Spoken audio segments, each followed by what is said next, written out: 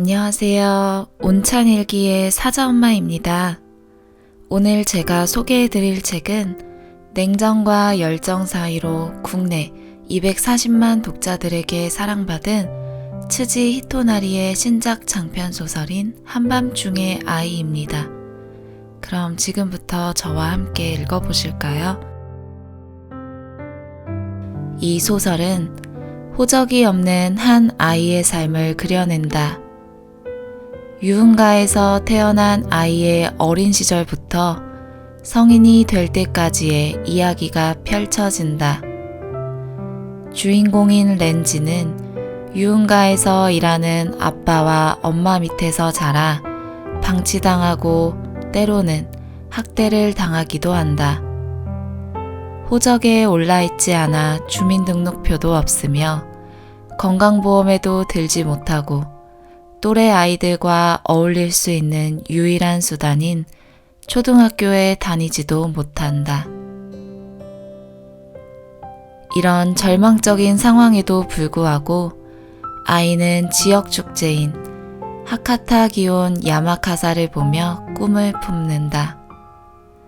놀이공원에 가보기는커녕 장난감도 구경해보지 못하는 렌지가 유일하게 즐길 수 있는 것은 전통적인 지역 축제뿐이다. 렌지는 언젠가 나도 저 축제에 기여하고 싶다고 생각하며 희망 가득한 미래를 상상한다. 부모에게 학대당하는 렌지지만 이 소설에는 렌지에게 식사를 제공하는 식당과 포장마차 사장들, 렌지에게 자신의 부적을 건네는 삐끼, 이시마, 어려울 때 자신의 집을 빌려주는 겐타, 렌지가 호적을 취득할 방법을 찾아보는 히비키, 아빠 역할을 대신해주는 헤이지 등 좋은 어른도 많이 등장한다. 한밤중의 아이에는 부모로서의 역할을 하지 않는 어른답지 못한 어른이 나오면서도 한 아이를 돕는 선한 어른들의 모습 또한 담겨 있다. 사회의 수많은 좋은 사람들 덕분에 주인공 렌지는 성장할 수 있었다. 이 소설은 다정함과 상냥함, 관심이 한 아이에게 얼마나 큰 도움으로 다가오는지 보여준다. 츠지 히토나리는 이 글을 빌려 우리가 어떤 어른이 되어야 하는지 생각하도록 한다.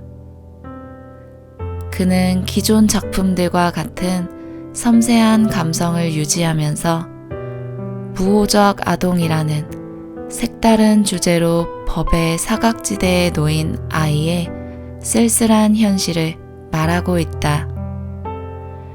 그럼에도 미래를 그리는 한 아이의 꿈을 묘사하고 따뜻한 어른들과 사회를 그려냄으로써 희망을 노래하기도 한다. 츠지 히토나리의 특유의 철학적인 사색이 잘 표현되었지만 마냥 어둡지만은 않은 독자들에게 많은 고민과 생각을 던져주는 소설이다. 한밤중의 아이 작품에서는 주인공 렌지가 동경하는 전통적인 지역 축제의 현장이 생생하게 묘사된다. 자신이 태어나고 자란 지역의 전통적인 축제를 보며 어린 소녀는 언젠가 나도 그들과 함께 달리고 싶다는 꿈을 꾸게 된다. 눈에 그려질 듯 현장감이 넘치는 축제 묘사 덕분인지 이번 작품의 영화화가 확정되었다. 영화 각본가가 이번 작품을 츠지 히토나리의 새로운 걸작 탄생이라고 표현할 만큼 이 작품은 생동감 있는 형태로 우리에게 다가온다. 다시 나카스에 오게 될 줄이야. 2016년 8월 다시 나카스에 오게 될 줄은 솔직히 생각도 못했다. 기동대에서 8년씩이나 근무한 끝에 다른 경찰서로 이동을 희망했는데 왜 또다시 이곳으로 돌려보낸단 말인가? 미야다이 히비키는 발령 소식을 들은 순간 표현할 길 없는 당혹감과 불만에 휩싸였다. 하카타 경찰서 본서로 가는 것이라면 그나마 이해가 된다. 하지만 초임으로 이미 근무했던 나카스 파출소의 재등판이라니. 여기는 잠 못 드는 파출소라고 불리는 하루 24시간 밤낮을 가리지 않고 조직폭력배의 세력 다툼부터 길 잃은 외국인 관광객에 이르기까지 온갖 말썽이 끊이지 않는 곳이다. 나를 체포해? 유치장에 쳐넣어? 니들이 그렇게 대단해? 이봐, 한 잔 더 마셔야겠어. 술 가져와, 술. 곤죽이 되게 취한 자가 술 냄새를 풍풍 풍기며 험한 말을 쏟아냈다. 히비키는 신입 오카타 순경과 둘이서 그자의 팔을 잡아 벤치에 눌러앉혔지만 주정뱅이는 전혀 저항을 멈출 기미가 없었다. 이놈들아, 술 가져와! 경사로 진급한 것은 좋았으나 나이 30에 밤이면 밤마다 이런 진상 취객을 상대해야 하는 것은 너무도 힘에 부쳤다. 경사로 진급한 것은 좋았으나 나이 30에 밤이면 밤마다 이런 진상 취객을 상대해야 하는 것은 너무도 힘에 부쳤다. 히비키는 하카타쿠 고우쿠마치에서 태어났다. 하카타 강을 건너면 그곳에는 전국적으로 손꼽히는 유흥가 나카스가 길게 가로누워 있다. 나카강과 하카타강 사이 북서에서 남동으로 걸쳐 약 1km의 길쭉한 섬은 북서쪽에서부터 쇼와거리, 메이지거리, 고쿠타이 거리, 거기에 직각으로 교차하는 모양새로 나카스 주요 거리가 이어지고 그 일대에 유흥가가 형성되었다. 섬의 폭은 200여 미터밖에 안 된다. 20개에 달하는 크고 작은 다리가 상인들의 거리 하카타와 행정관청 거리 후쿠오카를 이어주고 있다. 밤이 되면 그 다리를 건너 수많은 사람들이 환락을 찾아 이곳에 모여들었다. 클럽, 룸살롱, 소프랜드 같은 풍속 영업 대상 업종을 포함해 음식점, 성매매 업소의 수가 무려 3,500개에 달한다. 이 비좁은 나카스에서 일하는 사람이 약 3만 명, 놀러 오는 사람은 하루 6만 명에 달한다. 히비키가 근무하는 나카스 파출소는 그 활락가의 한복판에 마치 나카스의 배꼽 같은 모양새로 진좌하고 있었다. 30여 명의 경찰이 24시간 3교대로 나카스 지역을 순찰한다. 처음 경찰이 된 20살 무렵에는 나름대로 자부심도 있었다. 하지만 지금은 어떤가? 취객을 반기는 경찰 따위는 없다. 취객은 술이 깨면 온갖 상소리를 퍼부었던 일을 싹 잊어버리고 보통 사람으로 돌아온다. 하지만 경찰은 당직이 끝난 뒤에도 불쾌한 기억을 떠안은 채 다시 근무해야 한다. 히비키는 결혼을 앞두고 자신의 미래를 다시 생각해보고 있었다. 너 렌지? 싸움이 났어. 누군가 고함을 치며 파출소 안으로 뛰어들었다. 진상 취객을 상대하던 히비키는 당황해서 출입구를 돌아보았다. 얼굴빛이 획 변한 중년 남자가 로망거리 쪽을 가리키며 잔뜩 흥분해서 떠들어댔다. 지금 저기서 사람들이 싸우고 있어. 집단 패싸움이야. 20명은 넘는 것 같아. 흉기를 마구 휘둘러서 피를 흘리며 쓰러진 사람도 있다고. 2층에서 대기 중이던 경찰들이 줄줄이 내려왔다. 무슨 일이야? 패싸움? 어디서? 로망거리야? 폭동이 난 것 같다니까. 빨리빨리 경봉 챙겨. 취객을 신입 오카타 순경에게 맡기고 히비키는 다른 경찰들과 함께 파출소를 뛰쳐나왔다. 8월 말 늦여름의 후끈한 열기와 나카스를 둘러싼 강의 습한 냄새가 왈칵 덮쳐들었다. 열기를 품은 바람이 몸에 휘감기듯 달라붙어 떨어지지 않았다. 나카스 파출소를 나와 주호 거리의 왼쪽으로 꺾어들면 가장 먼저 만나는 큰 길이 로망거리다. 사거리에 사람들이 빙 둘러서 있었다. 그 구경꾼 틈을 헤집고 들어갔다. 젊은 남자들이 뒤엉켜 맨손으로 치고받고 있었다. 아무래도 외국인 폭력배 간의 다툼인 것 같았다. 귀에 익숙하지 않은 억양의 고함 소리가 난무했다. 구경꾼 속에서 술 취한 자가 환성을 올렸다. 길이 막혀 오고 가도 못하는 차량들은 연거푸 클렉슨을 울렸다. 뭐 하는 짓이야? 다들 멈춰! 럭비부 출신의 이케다니 경사가 120cm의 경봉을 휘두르며 돌진했다. 히비키와 다른 경찰들도 그 뒤를 따랐다. 젊은 남자들이 삼삼오오 뿔뿔이 도주하기 시작했다. 히비키는 뒤처진 한 명의 팔을 움켜잡았다. 다른 경찰이 달려와 태클을 걸어주었다. 꼼짝없이 붙잡힌 남자의 문신이 새겨진 팔목에 수갑을 채웠다. 이케다니 경사가 무선으로 본서의 지원을 요청했다. 쓰러진 자는 귀 근처에서 피를 흘리고 있었다. 구급차 불러! 히비키가 이케다니 경사에게 말을 건넨 순간 구경꾼 틈에는 기억을 건드리는 뭔가가 눈에 들어왔다.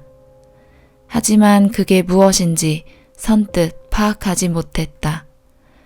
애써 생각해보려 했지만 꺼끌꺼끌한 기억의 잔재의 시야는 점점 흐려질 뿐이었다. 혼란스러운 사건 현장 한복판인데도 느닷없이 그곳만 뻥 뚫린 진공 상태처럼 보였다. 눈앞에 서 있는 것은 작은 몸집의 청년이었다. 밤업소에서 일하는 것이리라 염색한 앞머리가 한쪽 눈을 가렸다. 분명 본 적이 있는 얼굴인데 생각나지 않았다. 기억과 일치하지 않는 것이다. 히비키는 소란통의 한가운데에서 멀거니 서버렸다. 히비키, 왜 그래? 이케다니의 목소리가 그를 퍼뜩 현실로 데려왔다. 응? 아니야. 말을 건넨 다음 순간 눈앞의 청년이 입가를 풀며 웃었다. 이겼다는 듯 의기양양하게 한쪽 입가만 슬쩍 올리는 어딘가 사람을 얕잡아 보는 웃음이었다. 둔탁한 아픔과 함께 히비키의 기억이 과거의 한 시기와 접속했다. 마지막에 만난 건 히비키가 22살 때 기동대로 이동하기 1년 전이었을 터였다.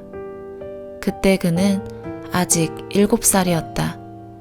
그새 9년의 세월이 흘렀다. 만일 눈앞의 청년이 그때 그 아이와 동일 인물이라고 해도 아직 16살밖에 안 된다. 하지만 도저히 그 나이로는 보이지 않았다. 히비키는 주위의 시선 따위는 아랑곳하지 않고 청년에게 다가가 그 창백한 얼굴을 찬찬히 들여다보았다. 너, 렌지?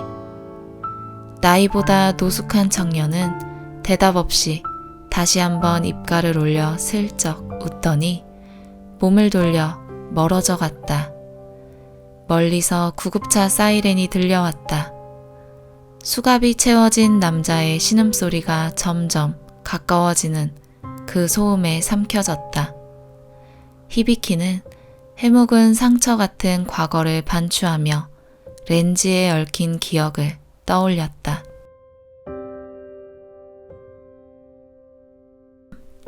얘, 여기서 뭐해? 아빠 엄마는 어디 있어?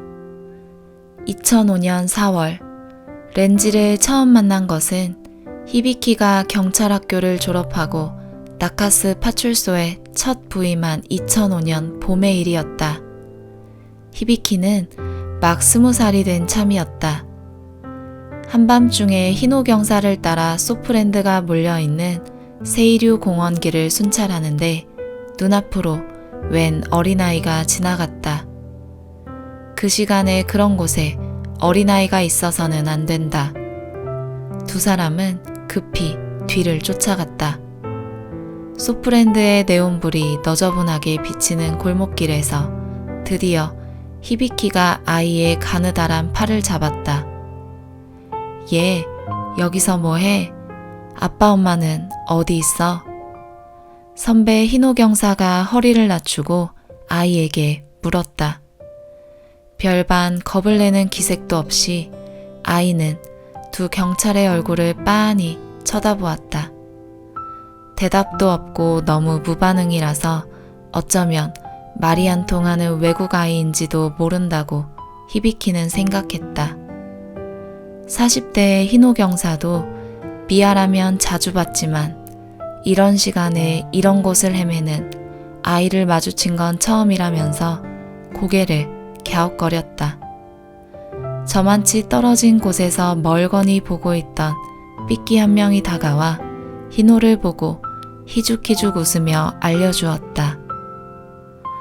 호스티스 아카네의 아이예요. 이름은 렌지. 애 엄마는 어디 있느냐고 물어봤지만 글쎄요 라며 피식 웃기만 했다. 애 아빠가 호스트 클럽에서 일하는데 요즘 그 클럽 뒷방에서 지낼걸요? 조금 떨어진 곳에서 다시 다른 삐끼가 말했다. 두 경찰은 아이의 손을 잡고 그들이 알려준 호스트 클럽으로 갔다. 하지만 대응에 나선 검은 양복의 직원이 노골적으로 싫은 내색을 하며 말했다. 안에 아직 손님이 있어요. 경찰이 근처에서 오락가락하면 우린 진짜 장사하기 힘들다고요. 일 끝나는 대로 곧장 파출소로 아이 찾으러 가라고 할게요. 일단 돌아가세요. 파출소에 데려와 아이를 돌봐준 것은 신입경찰이던 히비키였다. 원래는 하카타 본서로 가야 했지만 부모가 곧 찾으러 온다고 했기 때문에 파출소에서 맡아주기로 했다. 2층 휴게실에 올라가 주스와 과자를 챙겨주었다. 맛있어? 라고 물어보자 아이는 살짝 고개를 끄덕였다. 당시 렌지는 아직 5살이었다. 히비키는 아이를 달래려고 애니메이션이며 만화 얘기를 꺼내봤지만 여전히 대답이 없었다. 웃어가면서 장난도 쳐보고 이 방법 저 방법으로 아이의 마음속에 들어가려고 애를 쓰고 있는데 1시간쯤 지나 드디어 아이가 입을 열었다. 여기 경찰서지요? 나 잡혔어요? 아니야, 파출소야. 잡힌 거 아니니까 걱정 마. 그보다 왜 그런 곳에 혼자 있었어? 항상 나 혼자예요. 어린아이가 한밤중에 돌아다니면 안 되지. 다들 착해요. 괜찮아요. 아카네가 나타난 것은 날이 밝고 해가 눈부시게 떠오른 오전 느지막한 시간이었다. 일 끝내고 오는 길이라는 것을 한눈에 알아볼 수 있었다. 윗부분을 부풀리고 아랫부분은 가늘게 돌돌 말아낸 클럽 호스티스의 화려한 헤어스타일이었다. 아이를 파출소에서 데려갔다는 얘기를 들었을 텐데 하룻밤 내내 맡겨두고도 전혀 미안해하는 기색 없이 부르퉁하게 말했다. 애 데려갈게요.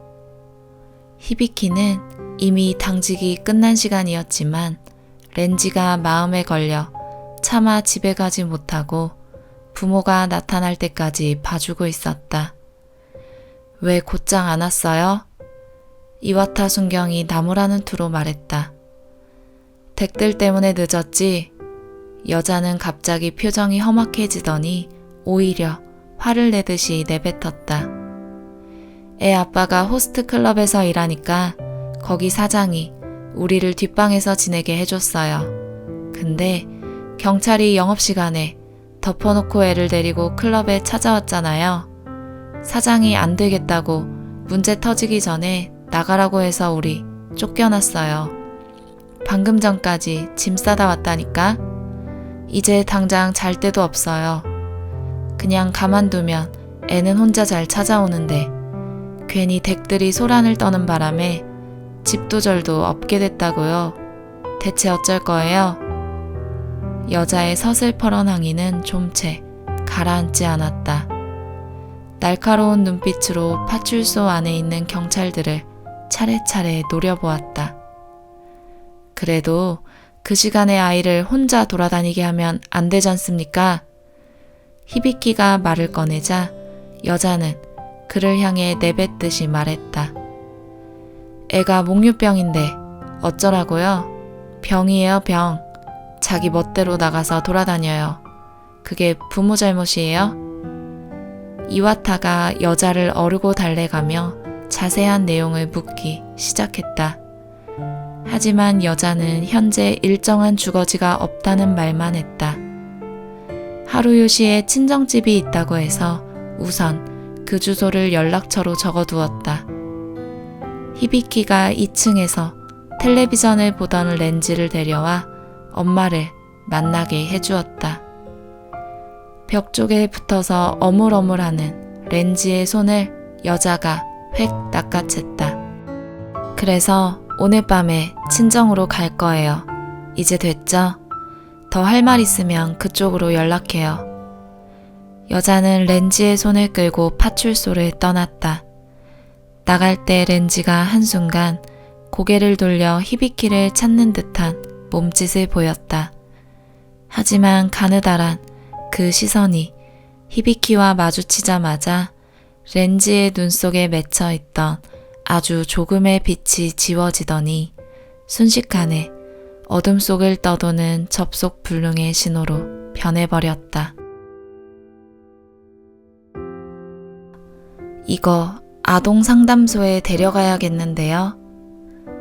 그런데 다음 주에 히비키와 이와타 순경은 다시금 렌지를 목격했다. 게다가 한밤중인 3시를 지난 참이었다. 메이지 거리를 작은 그림자가 생쥐처럼 쪼르르 남동쪽을 향해 가로질러 갔다. 히비키는 그 걸음새가 눈에 익었다.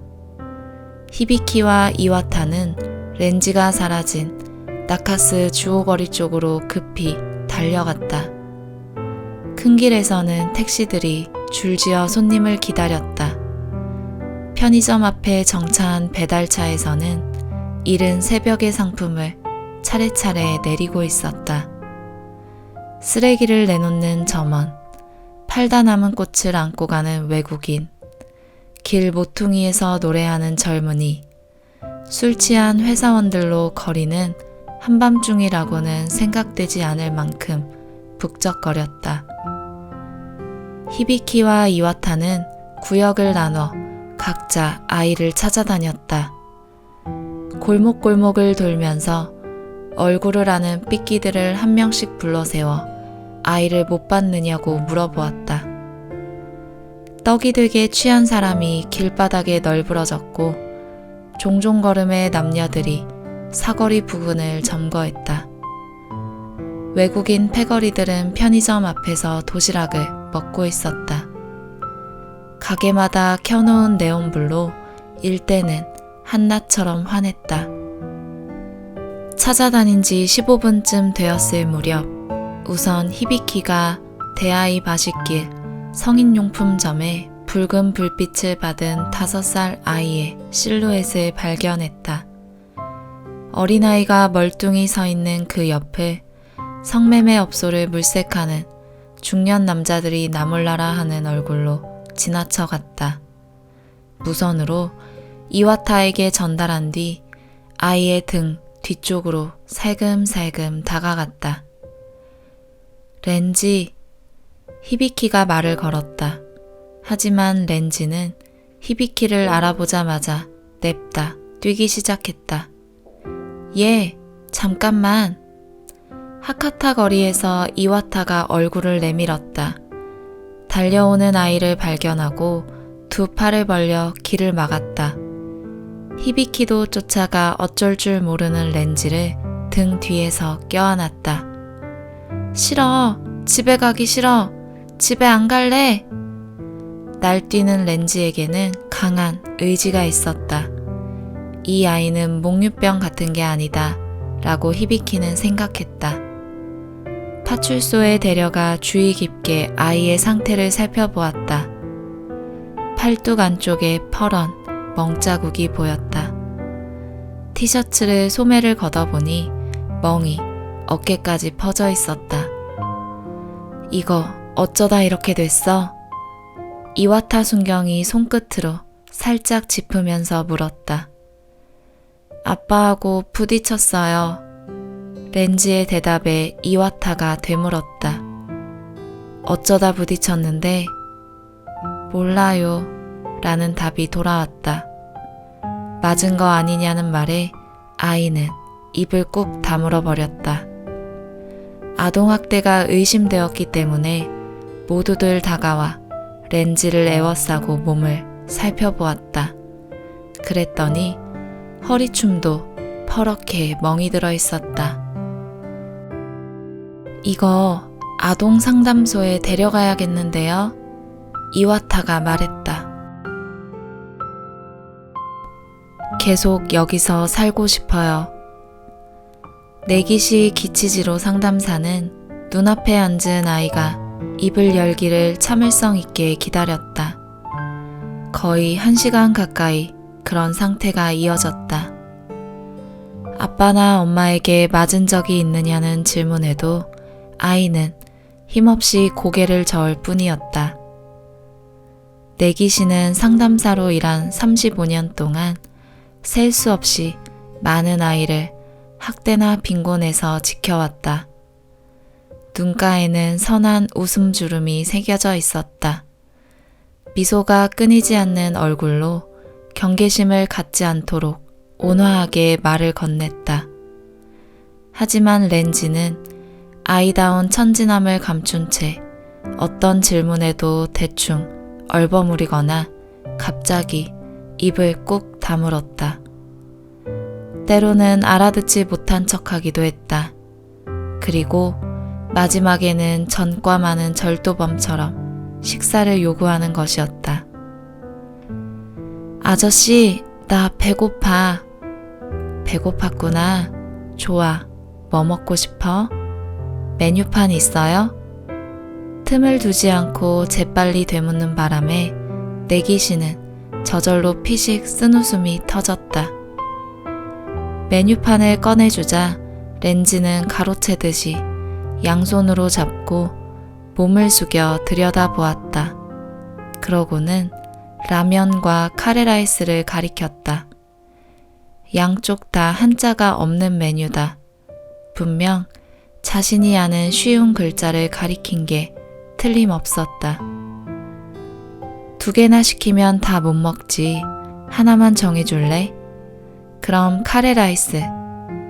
돈가스 카레도 있는데. 그게 뭐예요? 카레라이스에 돈가스를 얹은 거야. 와, 그거 먹을래요. 렌지는 배달시킨 돈가스 카레를 묵묵히 먹었다. 접시에 코를 박을 기세로 허겁지겁 먹고 있었다. 5살 아이라고는 생각되지 않는 식욕이었다. 먹는다기보다 흡입하는 느낌으로 제대로 맛을 보기도 전에 삼켜버렸다. 평소에 이 아이는 대체 뭘 먹는 건가? 라고 내기시는 생각했다.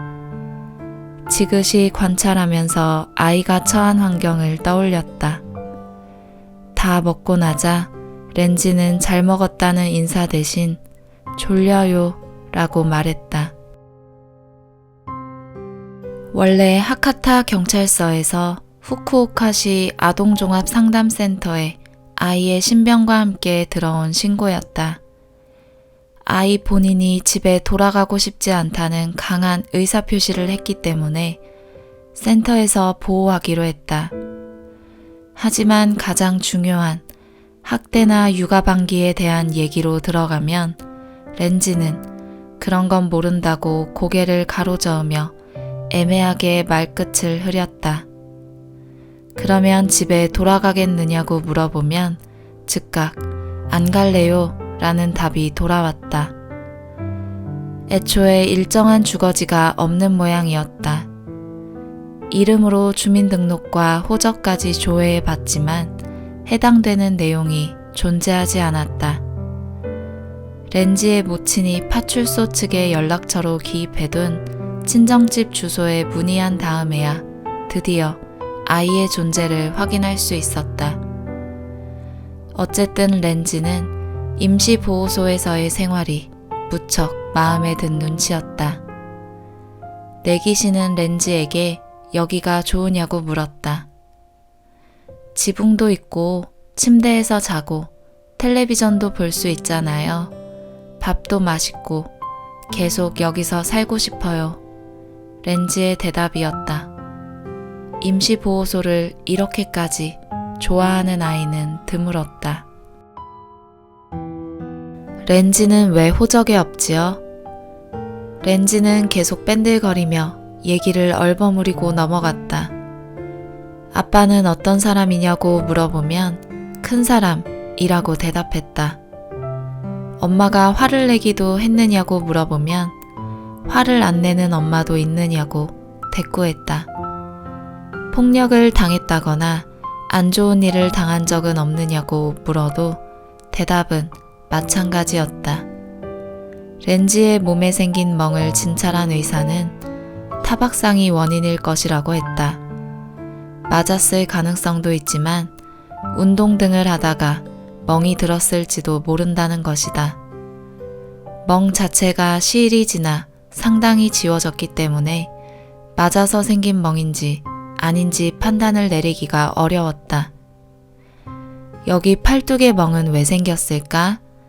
내기시가 재차 확인하자 부딪혔어요 라고 렌지는 계속 판에 박힌 대답을 했다. 어쩌다 부딪혔는지 찬찬히 얘기해 줄래? 몰라요. 잊어버렸어요. 내기시는 얼굴이 팽팽해져 버렸다. 부모가 강하게 입을 틀어막은 것이라면 분명 어딘가에서 말이 어긋나거나 거짓이 드러날 터였다. 하지만 렌지는 모범적인 대답을 기계적으로 되풀이했다. 그러고는 여차하면 이렇게 말하는 것이었다. 아저씨, 나 배고파. 내기시는 렌지를 마주하면서 한편으로 렌지의 조부모와도 연락을 시도했다. 일단 부모를 만나게 해달라고 몇 번이나 요청했지만 렌지를 데려온 지 2주가 지났는데도 부모 쪽은 바빠서 자신들에게 모든 걸 맡겼다는 얘기만 하고 있었다. 그렇다고 조부모가 렌지를 걷어주겠다는 것도 아니었다. 렌지의 부모에게서 뭔가 압력이 들어온 모양이라고 내기시는 짐작했다.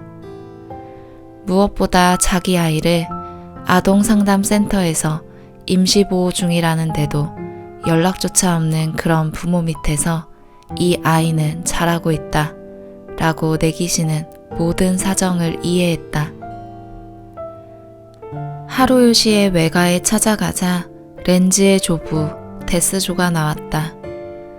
비좁은 현관에는 휠체어가 접힌 채 놓여 있어서 발 디딜 곳도 없었다. 내기시는 한쪽 구석에 겨우 구두를 벗어놓고 안으로 들어갔다.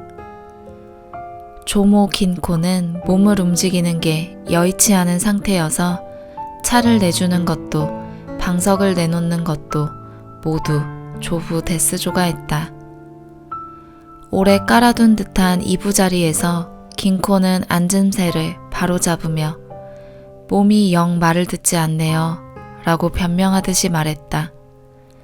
나이로 봐서는 자신과 별반 차이가 나지 않을 터였다. 하지만 두 사람 다 몹시 추레한 모습이었다. 어딘지 벌벌 떨고 있었다. 딸이 손자에게 폭력을 휘두르는 일은 절대 없다고 두 사람은 똑같이 말했지만 어딘가 악의가 맞지 않는 느낌이 들었다. 여차할 때는 우리가 그 아이를 걷어들일 생각이에요.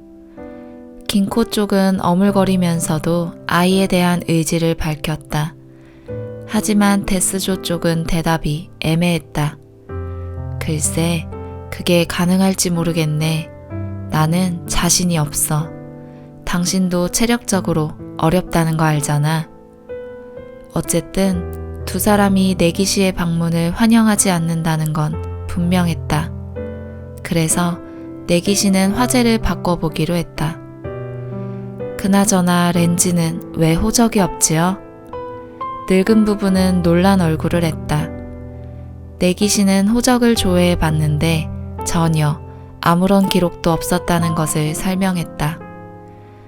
구청에 출생신고를 하지 않은 것 같은데요. 그럴 리가요. 우리 딸이 했을 텐데. 데스조가 부정했다. 저희 측에서 알아봤는데 호적에 올라있지 않았어요. 내년에 초등학교에도 가야 할 텐데 이대로는 입학 통지서도 못 받습니다. 데스조와 긴코는 서로의 얼굴을 쳐다보며 낭패감을 감추지 못한 채 시선을 피하더니 입을 꾹 다물어 버렸다. 당신들 남의 일에 왜 그렇게 오지랖을 떨어? 2005년 6월 히비키는 파출소 근무에도 점차 익숙해져 갔다. 파출소에서 도보로 10분 거리에 나카고 쿠마치 본가에서 자영업을 하는 아버지와 전업주부 어머니, 약사 여동생과 넷이서 살고 있다. 태어나서 지금까지 삼시세끼를 어머니가 손수 차려주는 밥을 먹으며 자라왔다. 빨래는 바구니에 넣어두면 다음 날에는 깨끗이 접혀 침대 위에 놓여 있었다. 하루의 근무를 끝내고 지칠 대로 지쳐 집에 돌아오면 그곳에는 가족이 있었다. 흰 밥에 따뜻한 된장국과 갓 장아찌, 한 토막의 연어구이, 두부와 김. 매일매일 거의 비슷한 메뉴지만 히비키는 어머니가 해주는 아침 식사가 매번 기다려졌다. 책임감 강한 아버지, 가족을 아끼고 사랑해주는 순한 어머니, 시건방진 여동생, 극히 평범한 가족이 식탁에서 마주한다. 별다른 대화가 없어도 서로의 변함없는 존재가 하루하루 정서적 안심감을 주었다. 야간 당직 때는 오전 10시쯤에나 돌아오지만 아버지도 시업 시간을 조정해 아들과 함께 늦은 아침 식사를 한 뒤에 나가곤 했다. 히비키는 파출소에서 일어난 일들을 이야기하고 가족은 고개를 끄덕여가며 귀를 기울여 주었다. 수고했네. 한숨 푹 자. 어머니의 다정한 한마디에 하루의 피곤이 풀렸다. 배불리 먹은 히비키는 침대로 기어들었다. 하지만 잠들기 전에 렌지의 일이 머릿속 한 귀퉁이를 스쳤다. 그 녀석은 지금쯤 뭘 먹고 있을까? 그 뒤에 어떻게 되었을까? 히비키의 마음속에 어린 그림자가 웅크리고 있었다. 그 렌지가 다시 파출소의 모습을 드러냈다. 밤 9시가 지난 시각이었다. 바닷바람이 세차게 부는 밤인데 아이는 티셔츠 한 장 차림이었다. 샤시 문 너머에서 렌지는 턱끝을 덜덜 떨면서 파출소 안을 표정없는 얼굴로 들여다보고 있었다. 유리창 너머로 본 탓도 있겠지만 그 눈빛은 수조 안의 열대어를 연상시켰다. 렌지는 히비키를 발견하자마자 시선을 멈췄다. 또릿또릿 큼직한 눈으로 히비키를 응시했다. 그것을 알아보자마자 히비키는 문으로 향했다. 희노가 저 애는 어떻게 된 거야? 라고 큰 소리를 냈다. 작업 중이던 경찰들이 손을 멈추고 일제히 유리문 너머 렌지를 돌아보았다. 히비키가 샤시 문을 열자 어린아이는 한 걸음 주춤 물러섰다. 웬일이야, 또 이런 시간에. 아이는 입을 다문 채 히비키를 올려보았다. 요즘 어디서 지내지? 하루요시 할아버지 집? 아니면 엄마하고 함께 살아? 그때 렌지! 라고 부르는 여자의 날카로운 목소리가 주오 거리를 울렸다. 원색 옷차림의 악한 애가 얼굴빛이 획 변한 채 달려와 낚아채듯이 아이를 양팔에 가뒀다. 훅 끼치는 향수 냄새에 주위의 공기까지 달라졌다. 악한 애는 화려한 원피스에 짙은 화장을 하고 있었다. 여기 오면 안 된다고 했지? 저 사람들한테 또 끌려가고 싶어? 히비키가 한 걸음 두 사람에게 달려갔다. 렌지를 향해 무슨 일이냐고 물었다. 일은 무슨 일? 당신들 남의 일에 왜 그렇게 오지랖을 떨어? 부모 허락도 없이 아동 상담소인지 어딘지 마음대로 보내버리고 당신들 납치범이야. 살벌한 말을 던지며 여자는 히비키를 한껏 흘겨보더니 렌지를 끌고 가버렸다. 희노 경사가 다가와 혼잣말처럼 중얼거렸다. 집에 돌려보낸 모양이네. 내일 아동 상담소 쪽에 전화로 확인해 봐야겠어. 그 아이 무호적 아동이라던데. 그 뒤로 나카스 파출소 경찰들은 이따금 렌지를 목격했다. 낮 시간에 소프랜드의 젊은 삐끼들과 골목길에서 노닥거리는 일도 있었다.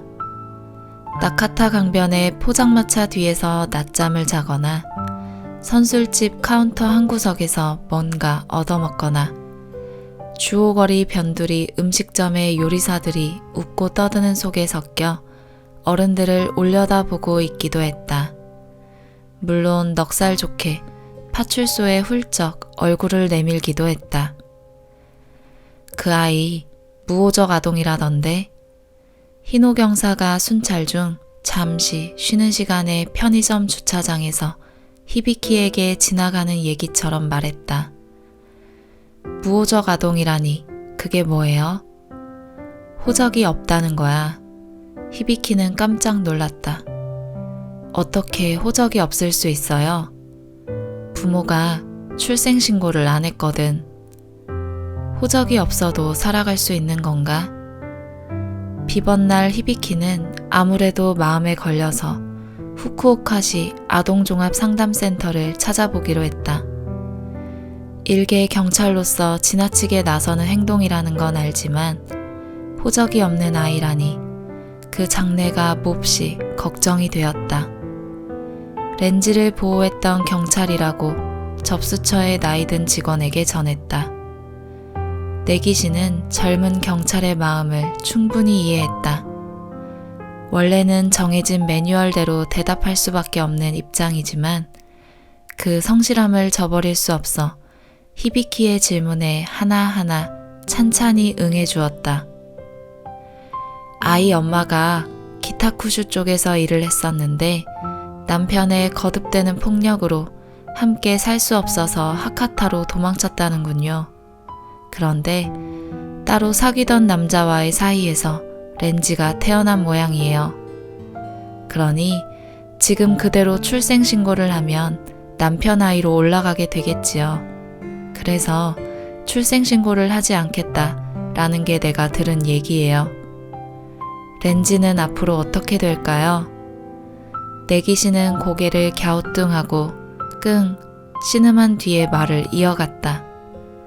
일단 호적에 없으니까 주민등록표에도 존재하지 않지요. 당연히 건강보험에도 가입하지 못합니다. 이대로 가면 의무교육조차 받기 어려워요. 저런 이라고 중얼거리며 히비키는 한숨을 내쉬었다. 도무지 받아들일 수 없는 일이었다. 결국 외조부가 와서 렌지를 데려갔지만 어이없이 다시금 그 엄마 밑으로 돌아갔다. 그런 점에도 분명 문제가 있다고 내기시는 덧붙였다. 여기 사람들, 나카스 사람들 다 좋은 사람들이에요. 렌지가 어떻게 지내는지 마음에 걸려서 히비키는 아이를 목격할 때마다 불러세워 요즘 어디에서 사느냐고 물어보았다. 호텔에서 돈 많으면 방에서 잘 수 있어요. 어디 호텔? 강 옆에 호텔. 호텔이 아닌 것 같은데 괜찮으면 어딘지 알려줄래? 히비키가 그렇게 좀 더 캐물었더니 좋아요 라면서 데려간 곳은 러브호텔이었다. 숙박 4,700엔이라는 알림표가 나붙어 있었다. 강변의 인적 드문 자리에 숨듯이 서 있었다. 이 근처는 위험한 지역이야. 밤에는 돌아다니면 안 돼. 그때 히비키는 처음으로 렌지가 웃는 것을 보았다. 마치 어른처럼 코웃음을 쳤다. 왜? 나카스 사람들 경찰 아저씨 말처럼 나쁜 놈들 아니에요. 다 착해요. 렌지는 히비키를 똑바로 올려보며 그렇게 단언했다. 여름이 다가오고 있었다. 그저 서 있기만 해도 땀이 났다. 발소리가 들리더니 자동 판매 기업 러브호텔 출입구에서 나이 지긋한 남녀가 나왔다. 경찰과 어린애가 있으니 두 사람은 놀라서 급히 시선을 돌리고 도망치듯이 골목길을 꺾어져 갔다. 경찰 아저씨, 이거 진짜 총이에요? 렌지가 히비키의 허리춤에 권총을 가리키며 물었다. 응, 진짜야. 사람 죽일 수 있어요? 죽이기 위한 게 아니야. 시민을 지키기 위해 갖고 다니는 거야. 히비키는 쪼그리고 앉아 렌지의 어깨를 잡고 같은 눈높이에서 물었다. 아빠 엄마가 일하는 동안에는 어떻게 지내? 혼자 놀아요. 밥은? 그냥 적당히. 적당히라니? 배고프다고 하면 다들 밥 줘요. 다들? 누가? 여기 사람들, 나카스 사람들, 다 좋은 사람들이에요. 열대어의 눈이 벽 쪽에 설치된 자동 판매기에서 딱 멈췄다. 먹고 싶은 듯한, 호소하는 듯한 눈빛이었다. 뭔가 마실래? 라고 히비키가 물어보자 렌지는 어린애답게 금세 환하게 웃는 얼굴이 되었다. 뭐가 좋아? 콜라. 히비키는 몸을 일으켜 주위를 둘러보았다. 아이의 마음을 열어 어떤 나날을 보내는지 알아보려고 달달한 콜라를 미끼로 던져주는 듯한 느낌이 들었다. 근무 중에 아이에게 콜라를 사주는 행동이 성실한 모범 신입 경찰에게 꺼림칙하게 느껴진 것이다. 렌지를 딱하게 여기는 자신의 지나친 개입에 어이없어 하면서도 히비키는 동전을 꺼내 자동 판매기에 넣었다. 렌지가 버튼을 꾹 눌렀다. 깜짝 놀라게 큰 소리를 내며 페트병이 출구에 떨어졌다. 렌지는 그것을 훔치듯이 왈칵 움켜쥐고 고맙다는 인사도 없이 러브호텔 안으로 사라졌다. 그 어둠을 응시하며 히비키는 잠시 멍해져 있었다. 그참에 새로운 커플이 걸어오다가 난처한 표정으로 러브호텔 바로 앞에서 멈칫 서버렸다. 입구 옆에 경찰이 서 있어도 못 들어가는 거라고 깨닫고 히비키는 급히 발길을 돌려 그 자리를 떴다. 10. 나카스 사람들은 그를 한밤중의 아이라고 불렀다. 2005년 7월, 렌지의 밥을 챙겨주고 과자를 사주는 어른들이 나카스에는 아주 많았다. 나카스에서 태어났고 게다가 아직 어린애인데 한밤중에 나돌아다닌다. 좁은 나카스 안에서 그런 일이 일어났으니 당연히 이 사람 저 사람의 눈에 띄게 마련이다. 아카네의 등에 엎여있던 갓난아기 때부터 부모의 단골 주점이며 라면집 종업원이며 근처 얼굴하는 이들에게서 귀여움을 받았다.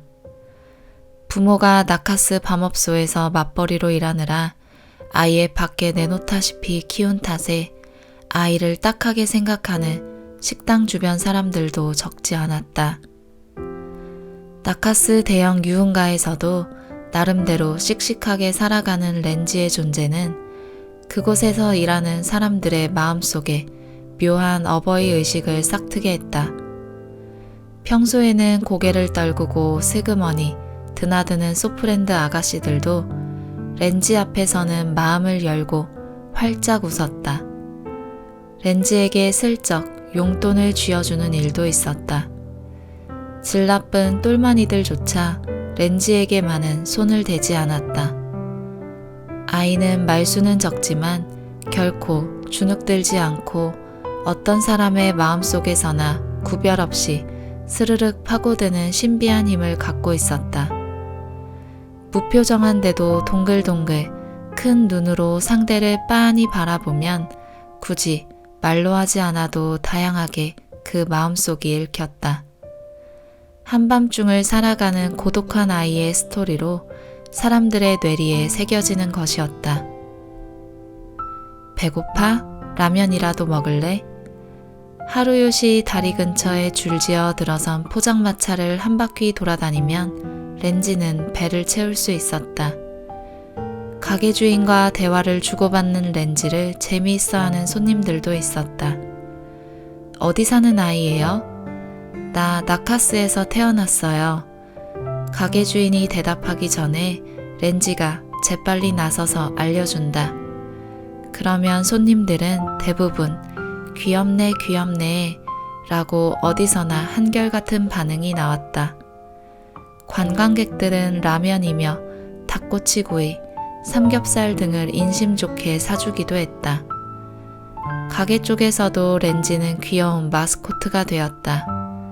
담장을 넘어 어디선지 모르게 찾아오는 잘 길들여진 남의 집 고양이 같은 존재였다. 엄마 아카네는 클럽에서 그리고 아빠 마사카즈는 호스트로 밤일을 하고 있었다. 렌지가 태어난 곳도 이곳 나카스였다. 주오거리 일대에서 렌지를 모르는 사람은 드물었다. 간혹 이름까지는 알지 못하더라도 한밤중에 술 취한 어른들 사이를 쪼르르 뛰어다니는 어린애라고 하면 이미 유명인사였다. 나카스 사람들은 그를 한밤중의 아이라고 불렀다. 하카타 기온 야마카사 축제가 시작되면 렌지는 한낮에도 자주 나타났다. 아카네의 손에 이끌려 쇼핑을 나온 길에 우연히 마주친 야마카사 시녀의 박력을 렌지는 잊을 수가 없었다. 시녀를 떠매고 달리던 하얀 삿바에 하피 차림의 용맹한 어른들이 눈에 낙인처럼 찍혀 떨어지지 않았다. 어떻게든 다시 한번 야마카사 축제를 구경하고 싶다고 생각했다. 하지만 5살의 렌지에게 나카스는 아직 거대한 세계였다. 기억에 의존해 여기저기 찾아다녔지만 시녀를 떠매고 달리는 어른들을 만날 수 없었다. 어딘가 멀리서 그들의 구령 소리가 들려오는 것 같았다. 마치 여름날의 먼 천둥 소리처럼 들렸다. 소리 나는 쪽을 돌아보니 고쿠타이 거리 앞을 야마카사 시녀의 잔상이 가로질러 갔다. 어린 렌지는 그쪽을 향해 내달렸다. 하지만 그것은 아득히 저 멀리 펼쳐진 소나기 구름을 뒤쫓는 듯한 일이었다. 느닷없이 해가 구름에 가려지고 한밤중의 아이는 천둥 번개와 소나기를 흠뻑 맞았다. 으쌰으쌰 하고 어딘가에서 남자들의 구령이 메아리 치는 것 같았다. 천둥 소리가 우르릉 울렸다. 굵은 빗방울이 달궈질 대로 달궈진 아스팔트 지면을 때렸다. 물 한 개가 자욱이 피어오르고 시녀는 보이지 않았다. 언젠가 나도 저 야마카사 시녀를 떠매고 싶다고 렌지는 꿈꾸었다. 저런 어른이 되고 싶다고 한밤중의 아이는 꿈꾸었다. 편집자 서평. 뉴스를 보다 보면 호적 없이 수십 년을 산 사람들의 이야기가 종종 들린다. 이 소설은 호적이 없는 한 아이의 삶을 조명한다. 주인공 렌지는 부모가 원치 않아 호적에 올라가지 못한 아이이다. 작품에서 경찰 히비키는 렌지가 호적을 취득할 수 있는 방법을 여러 방면으로 알아본다. 히비키는 처음에 아동종합상담센터로 가지만 직원은 매뉴얼대로 응하며 구청이나 법무국에 문의해보라고 말한다. 이어 구청에 찾아가 문의하지만 직원으로부터 법률이 애매해서 어찌할 도리가 없다는 답변만을 받는다. 추후 찾아간 법무국에서도 부모를 설득해 서류를 제출하라는 말만 들을 뿐 정확한 대책을 얻지는 못한다. 이러한 과정에서 그려지는 허술한 국가적 시스템은 우리 현실과도 비슷하다. 법의 사각지대에서는 보살핌을 받지 못하는 아이들이 존재한다. 방치와 학대 속에서 일찍 조숙해진 주인공 렌지의 모습은 현실 속 아이들의 모습과 닮아 있어 가슴을 울리기도 한다. 작품에서 경찰 히비키가 아동종합상담센터 상담사 내기씨와 이야기하는 장면이 나온다. 아동학대에 대한 것도 업무 효율을 따져서 가장 심한 케이스부터 처리하게 되거든요. 순위를 매기는 거예요. 그나마 이 케이스는 아직 어떻게든 헤쳐나갈 것이다. 아직은 괜찮다. 라고 넘겨버리는 겁니다. 그 아이는 강하니까 어떻게든 살아남을 힘이 있잖아요. 그러니 우리도 자꾸 뒤로 미루게 돼요. 당장 내일이라도 죽을 것 같은 아이부터 먼저 살려야 하니까 그렇게 렌지 일은 뒤로 밀립니다. 아동학대를 당하는 아이들이 많고 그 중에 덜 심한 아동학대는 우선순위에서 밀린다는 상담사의 말은 현실과 다를 것이 없어 쓸쓸하기만 하다. 이렇게 냉담한 주제임에도 불구하고 지역 축제에 대한 활기차고 생생한 묘사와 이를 보며 희망을 품는 아이의 삶이 어우러지고 또한 아이에게 손길을 내미는 어른들의 모습이 담겨 있어 마냥 어둡기만 한 글이라고는 할 수 없다. 한밤중의 아이는 작품 속에 등장하는 좋은 어른들을 보며 우리가 어떤 어른이 되어야 할지 곰곰이 생각하게 하는 글이다.